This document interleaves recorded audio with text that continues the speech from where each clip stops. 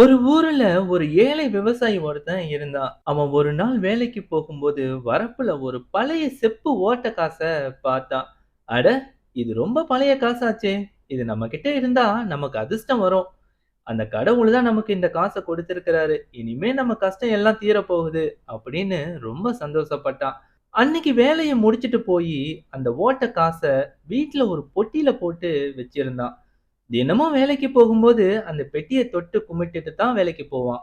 சந்தோஷமா அந்த நாள் முழுவதும் கடுமையா வயல்ல வேலை செஞ்சுகிட்டே இருப்பான். அவன் நினைச்ச மாதிரியே அவனுக்கு நல்ல பலன்கள் கிடைக்க ஆரம்பிச்சது நாளுக்கு நாள். ஒரு பெரிய செல்வந்தன் ஆயிட்டான். இப்ப அவன் வயல்ல வேலையெல்லாம் செய்வதில்ல. அவனுக்கு கீழ பல பேர் வேலை செஞ்சுகிட்டு இருந்தாங்க அவனுடைய நிலத்துல. ஊர்ல உள்ள எல்லாருமும் நல்ல மரியாதை கொடுத்தாங்க அவனுக்கு. இதுக்கெல்லாம் காரணம் நமக்கு கிடைச்ச அந்த செப்பு ஓட்ட காசு தான் அப்படின்னு முழுசா நம்புனான். இன்னைக்கு நாம பெட்டிய திறந்து நம்மளுடைய அதிர்ஷ்டமான காச பார்க்கணும் அப்படின்னு முடிவு பண்ணி வீட்டுக்கு போய் அந்த பெட்டிய திறந்து பார்த்தான். உள்ள எந்த காசும் இல்ல. வெறும் பெட்டியா இருந்துச்சு. அத பார்த்து ரொம்ப அதிர்ச்சி அடைஞ்சு தன்னோட மனைவிய கூப்பிட்டு, "இங்க ஒரு செப்பு ஓட்ட காசு வச்சிருந்தேன். அது எங்க போச்சு?" அப்படின்னு கேட்டான். அதுவா, வீட்ட சுத்தம் பண்ணும்போது பல வருஷத்துக்கு முன்னாடியே காணாம போயிடுச்சுங்க. உங்ககிட்ட சொன்னா நீங்க திட்டுவீங்க அப்படின்னு நான் சொல்லாமயே விட்டுட்டேன்.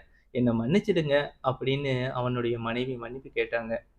அப்பதான் அவனுக்கு புரிஞ்சது, நம்மளுடைய இந்த வெற்றிக்கு காரணம் இந்த காசு இல்ல, நம்மளோட அயராத உழைப்பு தான் அப்படின்னு. உங்கள் உழைப்பை நம்புங்கள். அதுவே உங்களுக்கான உண்மையான செப்பு காசு.